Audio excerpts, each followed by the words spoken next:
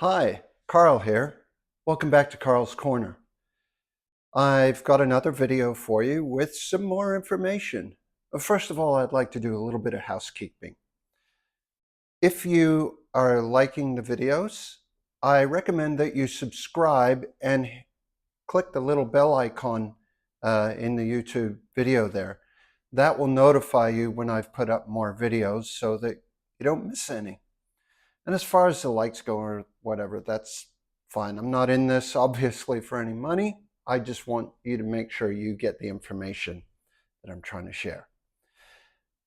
The other piece of housekeeping that I want to do is I want to thank everyone that has sent me words of encouragement and, just on hearing the news have sent well wishes to me and support. That means so much. We all go through things from time to time, as I mentioned in my last video, and it is important, and it does make a difference.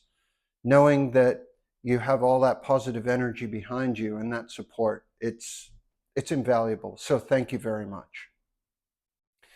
Now, with the information I have to share with you today, I actually have a lot of positive news. A little while ago, I came back from my consultation with my oncologist. It's the pre-chemotherapy treatment consultation. And I learned some more things. And like I said, a lot of positive things. So again, in the intent to inform, demystify, and also help me cope with what's going on, I'm going to share this information. As I mentioned in my last video, I will be getting 3 different chemotherapy drugs over a 9-week period, 21 treatments. And that will start in 6 days from now, actually. So I don't know if I specifically mentioned in my last video. At the risk of repeating myself, I will mention it here, though. Those 21 treatments are broken up into 3 cycles. Each cycle is obviously 3 weeks. The first week, I have 5 chemotherapy treatments, 1 per day. So 5 days in a row. And then each of the following 2 weeks, I have 1 treatment on the Monday of each of those weeks. And then the cycle repeats for a total of 3 cycles. Now, one of the things that concerned me the most was the fact that chemotherapy does severely affect the production of all your blood cells. So that's your red blood cells, your hemoglobin.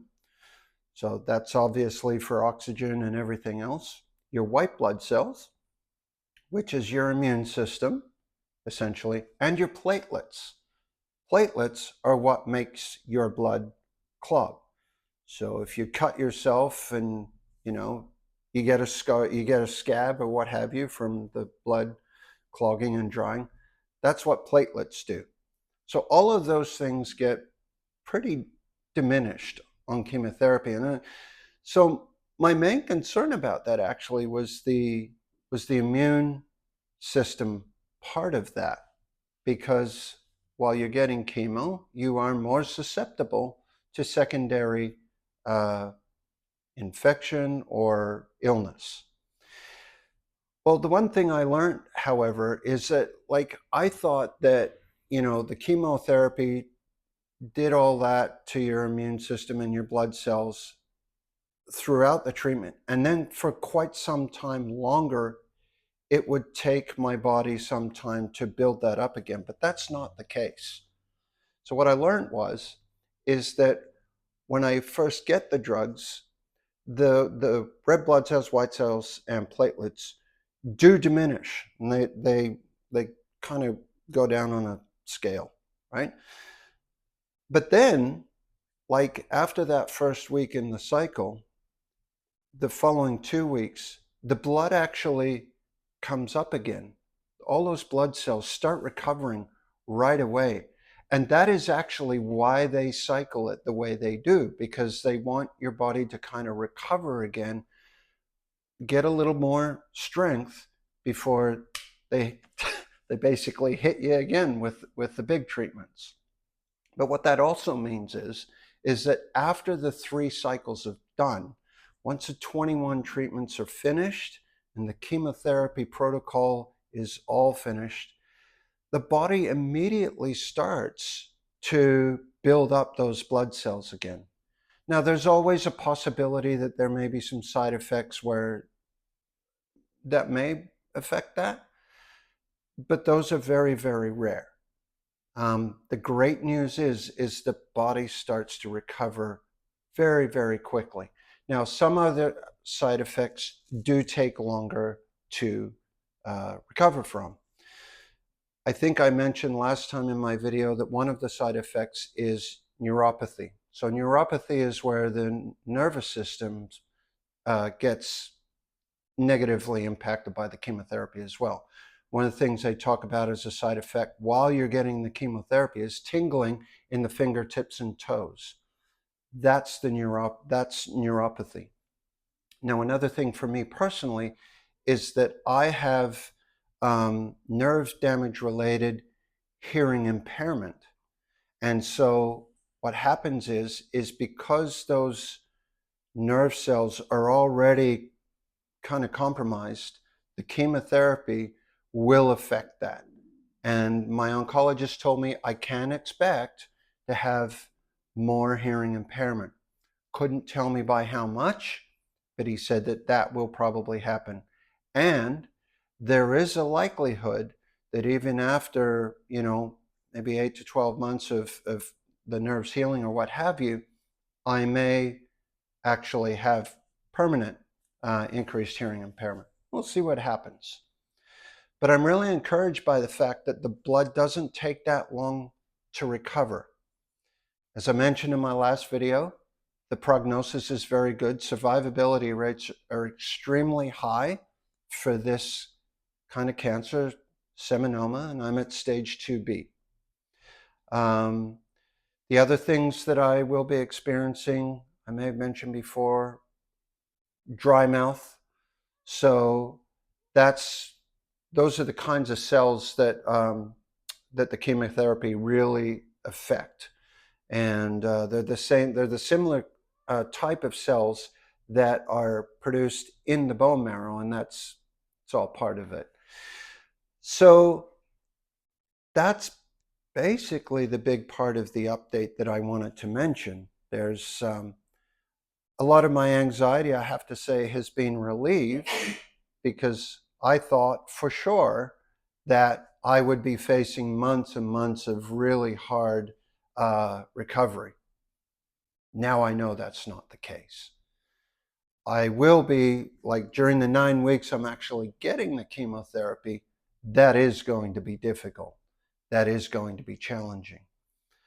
But the one other thing that I want to say is that, like today, one of the big things I learned, I sat in an orientation, an hour-long orientation, all about basically what to expect in terms of symptoms, the different types of treatments, because chemotherapy isn't the only one, and just various information about getting treated for cancer.